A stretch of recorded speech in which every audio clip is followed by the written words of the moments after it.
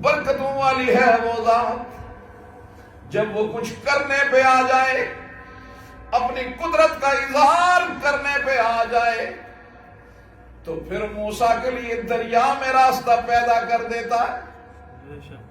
جب وہ اپنی کرنی پہ آ جائے تو آگ کو ابراہیم کے لیے گلزار بنا دیتا ہے۔ اگر وہ کچھ کرنے پہ آ جائے تو دنیا کا سب سے کمزور گر عنکبوت کا مکڑی کا میرا رب اسے دنیا کا سب سے مضبوط قلعہ بنا دیتا ہے۔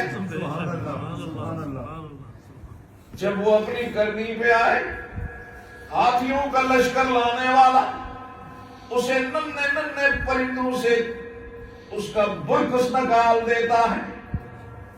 آج ایک سوال میرا نوجوان پوچھتا ہے کہ جس رب نے بیت اللہ کی حفاظت ابابیل سے کی، وہ بیت المقدس کی حفاظت ابابیل سے کیوں نہیں کرتا؟ سوال ہے کہ نہیں؟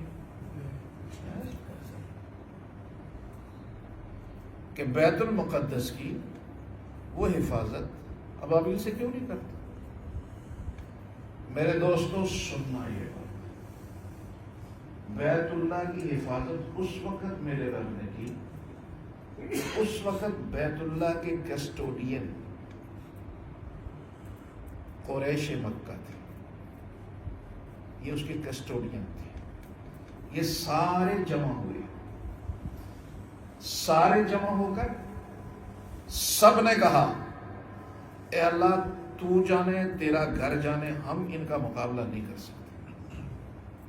وڈرا ہو گئے تو میرے رب نے پھر اس کے لیے کوئی جن نہیں بھیجے، کوئی دیو نہیں اتاری، چھوٹی چھوٹی چڑیاں ابابیل اتارے، ان کے پنجوں میں کوئی لوہے کے کنکر نہیں رکھے، مٹی، جمی ہوئی مٹی۔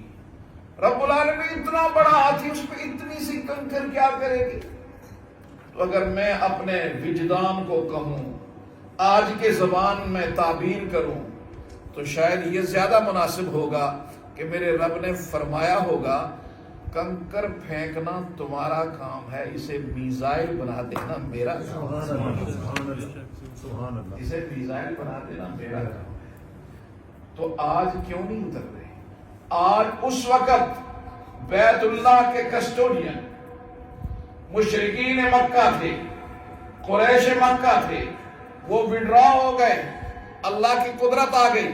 آج بیت المقدس، بیت اللہ کے کسٹوڈین 2.25 ارب مسلمان ہیں، اور آج اگر پورے 2.25 ارب مسلمان کھڑے ہو کر یہ کہیں کہ اللہ ہم تیرے گھروں کی حفاظت نہیں کر سکتے، خدا کہتا ہوں آج بھی ابابیل اتر سکتے۔